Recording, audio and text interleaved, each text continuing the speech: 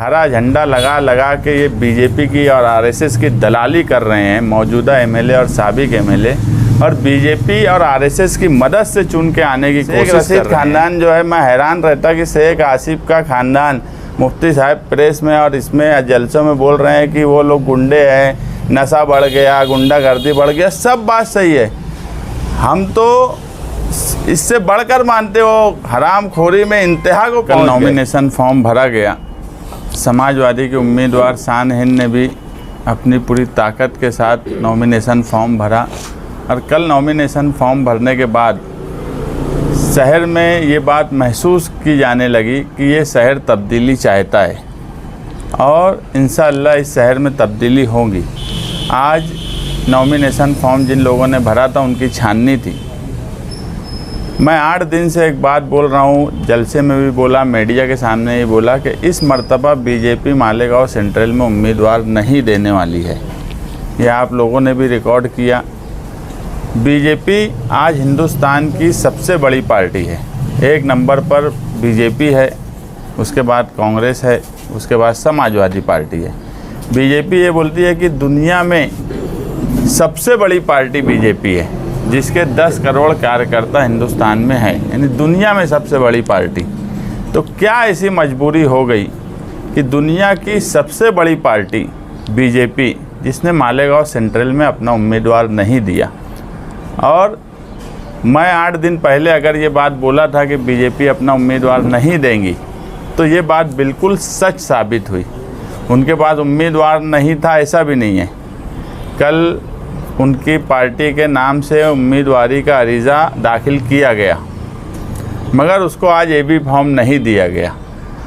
Nationalise party होने की वजह से, जो नेशनलाइज पार्टी होती है उसको सूचक 1 लगता है, और जो स्टेट पार्टियां होती है या जो रजिस्टर्ड पार्टियां स्टेट में रजिस्टर नहीं होती है उनको सूचक 10 लगते हैं। इसने एक सूचक बीजेपी के उम्मीदवार ने भरा, मगर उसको एबी फॉर्म नहीं मिलने की वजह से वो अपक्ष हो गई, और अपक्ष होने की वजह से उसको 10 सूचक की ज़रूरत थी।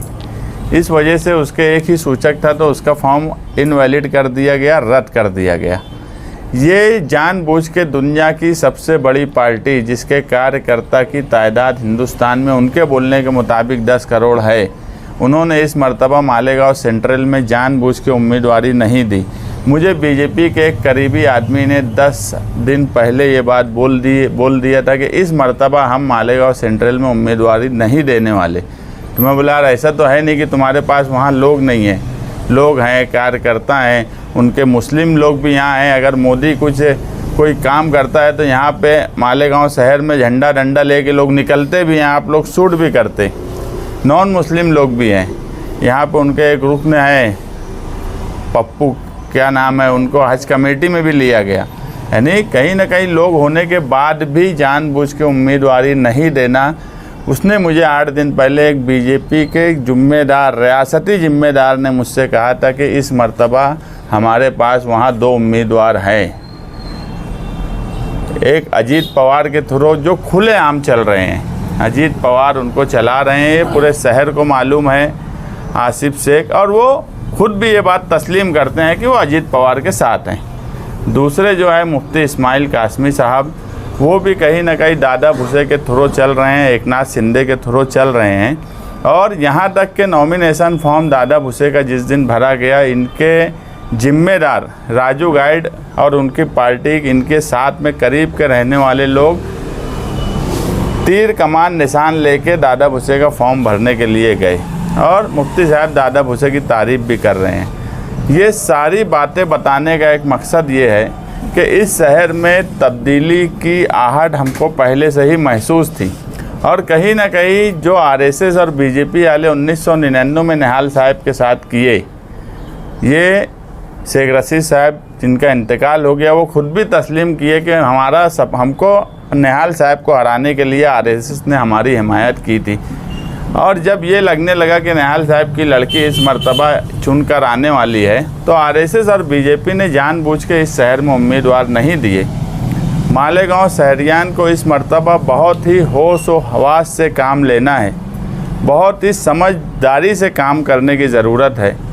पूरा सारा मामला सोचने के बाद कि ये हरा झंडा लगा लगा के ये बीजेपी की और आरएसएस की दलाली कर रहे हैं मौजूदा एमएलए और साबिक एमएलए, और बीजेपी और आरएसएस की मदद से चुन के आने की कोशिश कर रहे हैं। मैं मीडिया के ज़रिए मालेगांव शहर की आवाम से ये अपील करता हूँ कि इस मर्तबा बहुत होश और हवास से काम लें। 1999 वाली गलती इस मर्तबा नहीं होना चाहिए। 25 साल के बाद एक तब्दीली की लहर बनी है। आरएसएस बीजेपी नहीं चाहती है कि हम कभी यहाँ से चुन के आए।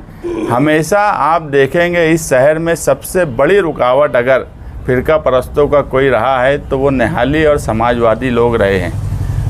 पिछले कई मामलात ऐसे हुए जहाँ हमने उनको रोका। शिवाजी मुजस्समे के पास हिंदू तंजीमें आकर खड़ी थी, किसी की छाती में दम नहीं था। यहाँ बैठे हुए लोग हैं, अतर से चाचा हैं, रिजवान सर है, हम ही लोग डट के उनके सामने खड़े रहें। तो फ़िरका परस्त मालेगांव शहर आउटर के जो हैं उनको एक बात मालूम है कि इस शहर में सबसे बड़ी रुकावट अगर कोई है तो वो है समाजवादी और निहाली लोग। तो 1999 की तरह फिर से एक साजिश के तहत बीजेपी ने यहाँ उम्मीदवारी नहीं दी, और वो कहीं ना कहीं चाहती है कि उनके पास तो 2 उम्मीदवार है, कोई भी कामयाब हो। इसलिए मालेगांव शहर की आवाम को बहुत होश हवास और बहुत समझदारी से जो एक तब्दीली की लहर बनी है उसे कायम रखते हुए हम ये मानते हैं कि आरएसएस और बीजेपी हमको हराने के लिए पूरी ताकत झोंक देने वाले हैं। यहाँ तक कि मेरी मालूमात ये है कि मुझे तड़ी पार करने की भी कोशिश की जा रही है कि किसी तरीके से मुझे तड़ी पार करा दिया जाए। उसके ताल्लुक़ से जो भी कानूनी प्रोसेस है, अजीम खान और मैं वकला से बातचीत किया हूँ। हो सकता कि इलेक्शन के दौरान मुझे तड़ी पार की नोटिस भी मिल जाए और शान हिंद इस शहर में अकेली पड़ जाए, मगर मुझे ये भी पूरी उम्मीद है कि मालेगांव शहर के हमारे यहाँ बैठे हुए जिम्मेदारान, पार्टी के वर्कर, अगर मुझे तड़ी पार कर भी दिया गया तो कानूनी तौर पर मुझे क्या करना है मैं करूँगा। मगर वक्ती तौर पर आप लोग घबराना नहीं, परेशान मत होना। मैं कानूनी तौर पे काम काज करके कैसे भी तो मैं उसको कैंसिल करा के आऊँगा अगर ऐसा कुछ हुआ। बोलने का मतलब ये है कि एक बड़ी साजिश हमारे खिलाफ़ रची जा रही है और वो साजिश आरएसएस और बीजेपी के लोग कर रहे हैं। मैं अगर तड़ी पार भी हुआ तो मुझे पूरी उम्मीद है कि मालेगांव शहर में जो तब्दीली की हवा बनी है वो शान हिंद के साथ उसी तरह खड़ी रहेंगी। हमारे पार्टी के वर्कर, पार्टी के जिम्मेदारान उसके साथ खड़े रहेंगे और हम फ़िरका परस्तों से कभी डरे नहीं, कभी चपे नहीं। ना हम डरेंगे ना चपेंगे कोई हमें तड़ी पार करा दे या कुछ भी करा दे।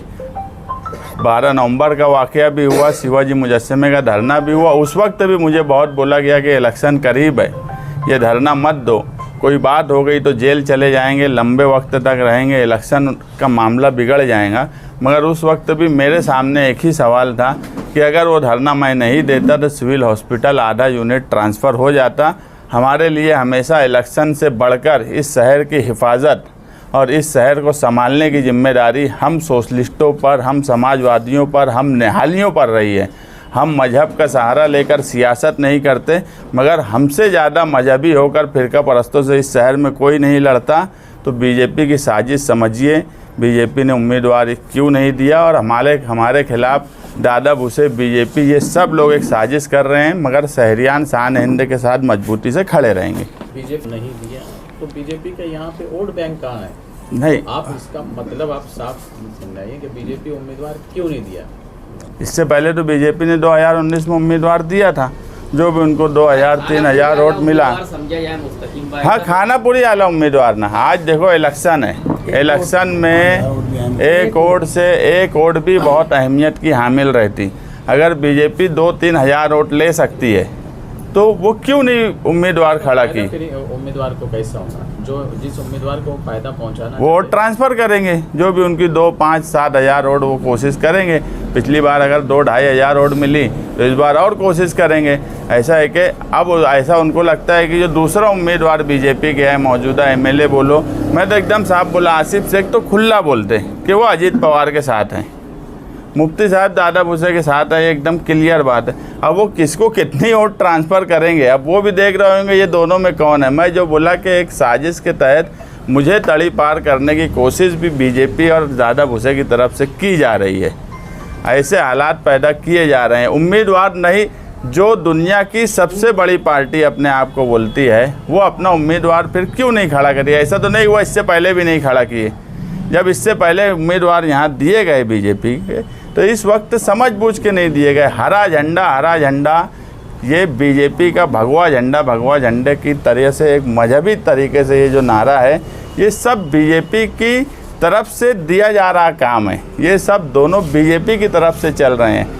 आज तक मुझे मालेगांव शहर में बता दो कि मुफ्ती मोहम्मद इस्माइल या आसिफ शेख खुद कब फिरका परस्तों के खिलाफ अमली तौर पे कोई काम किए हो। एक काम मुझे ये शहर के लोग या मीडिया वाले बता दें। तड़ी पार करने के लिए मुजरिमाना रिकॉर्ड जरूरी है। आपके ऊपर तो सियासी केसेस ज़्यादा है, तो ऐसा कैसे लगता है आपको कि आपको तड़ी पार करेंगे? मुझे जो है पुलिस डिपार्टमेंट के कुछ लोगों ने ये खबर दी कि तुमको तड़ी पार कराने की कोशिश की जा रही है।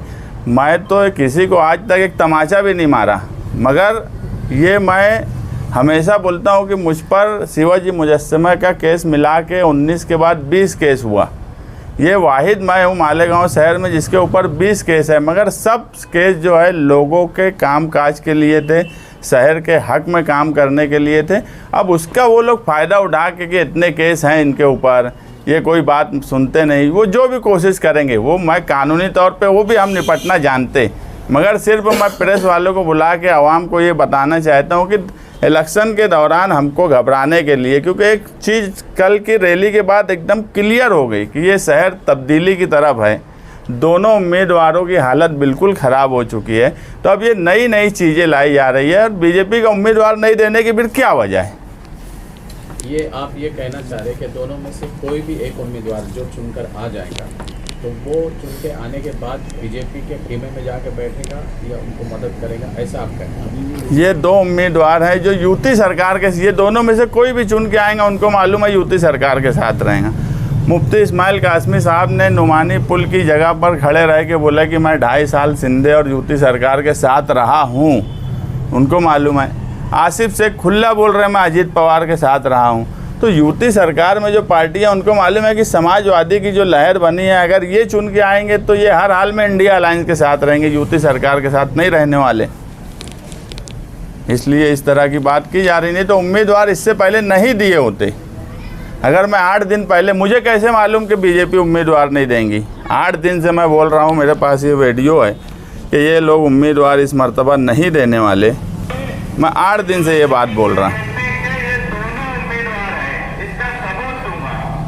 आज कंफर्म हो गया कि ये लोग नहीं देंगे, क्योंकि मुझे बीजेपी के रियासती जिम्मेदार ने बोला कि हम इस बार उम्मीदवार नहीं देंगे।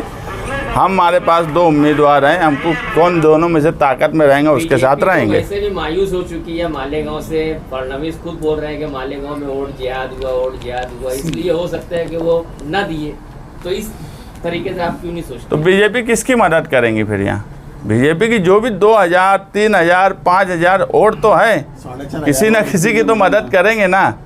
उम्मीदवारी करना, देखो एक नेशनल पार्टी है, दुनिया की सबसे बड़ी पार्टी बोलती, उनका तो एक काम है ना कि हर जगह। और ऐसा आज महाराष्ट्र में इक़्तिदार में, महाराष्ट्र में सबसे बड़ी पार्टी बीजेपी है, इक़्तिदार में है, उसके बावजूद उम्मीदवार का ना देना। आज अगर मुझे किसी को 3000 वोट मिली है, हमको एक वक्त तक 6000 वोट मिली 2014 में, मगर आज शहर तब्दील हुआ, माहौल तब्दील हुआ, आज हम जीतने की तरफ आ गए। तो कोशिश तो की जाती ना। और मुस्लिम हिस्से में भी तो उन्होंने अपना तंजीम और यूनिट खड़ा की ना, तो कोशिश तो की जा सकती। सियासी पार्टी कभी मायूस नहीं होती, कोई भी सियासी पार्टी या सियासी लीडर, मगर समझ बूझ के उम्मीदवार नहीं दिया गया। ये मायूसी की बात नहीं है, ये एक समझ बूझ के उम्मीदवार नहीं देना, ये बराबर बात है। और अगर उनको ये लगता कि समाजवादी की यहाँ ताकत नहीं बढ़ी, तो वो हर हाल में उम्मीदवार देते। अलायंस का भी कोई 2 टिकट यहाँ नहीं आना चाहिए था, इंडिया अलायंस का भी 2 टिकट मानेगा। ये तो कांग्रेस पार्टी के लोग बताएंगे, हमारा ऐलान पहले हो गया था अखिलेश यादव का। गरीब नवाज गार्डन से कहा था कि मुझ पर 19 केस है, सबसे बड़ा गुंडा मैं हूँ, तो इसलिए तो नहीं आपको तड़ी पार किया जा रहा है। मैं तो बोल रहा ना 19 के अब 20 हो गए, लेकिन केसेज जो है वो मेरे कोई गुंडागर्दी या इसके नहीं, मैं सियासी बोला था कि सियासी, ये सब लोग जो है ये सब गुंडे हैं। शेख रशीद ख़ानदान जो है, मैं हैरान रहता कि शेख आसिफ का ख़ानदान, मुफ्ती साहब प्रेस में और इसमें जलसों में बोल रहे हैं कि वो लोग गुंडे हैं, नशा बढ़ गया, गुंडागर्दी बढ़ गया। सब बात सही है, हम तो इससे बढ़कर मानते हो, हरामखोरी में इंतहा को पहुंच गए। नुमाइंदे तो मुफ्ती मोहम्मद इस्माइल है ना, वो रोक तो नहीं सके ना उनकी गुंडागर्दी, उनकी नशा और रसिया, वो नहीं रोक सके। अगर आगे भी वो आ गए तो वो उनको नहीं रोक सकते। इस शहर में शेख रशीद या शेख आसिफ खानवादे की गुंडागर्दी, नशा हुआ अगर बढ़ रही है या दूसरी कोई भी चीज़ को अगर कोई रोक सकता है तो वो दम सिर्फ हम में है और किसी में नहीं है।